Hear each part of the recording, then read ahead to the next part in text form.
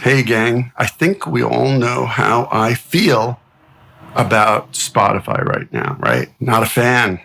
And believe it or not, a lot of my fellow artists are not fans, and more are coming around to our way of thinking for several reasons. But yesterday, I went to the club to go work out. I'm trying to stay fit, as they say here.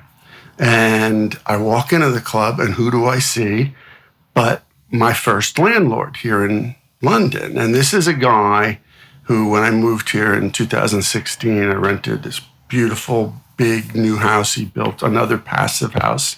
I think it was the first in West London at the time. And he turned out, I didn't know this at the time, but he turned out to be a very powerful figure in the UK music scene.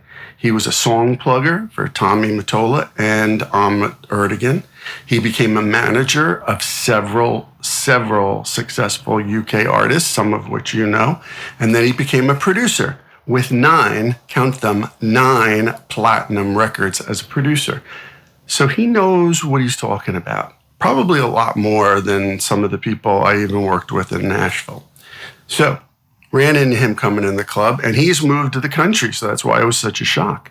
And I was like, Ollie, what are you doing here? He's like, oh, I have to get some dental work come. He wanted to get to his regular dentist that he had when he lived here.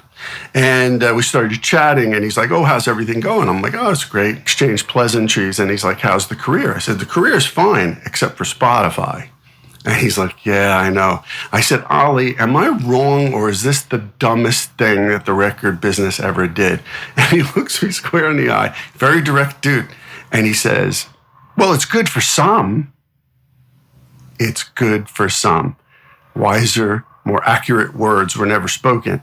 There is a very few, and we went on to discuss this at length, but what he was getting at is there's a very few at the top who are making money from Spotify, and the rest of us are getting nothing. So anyway, he agreed with me that this is one of the stupidest things that the record business did.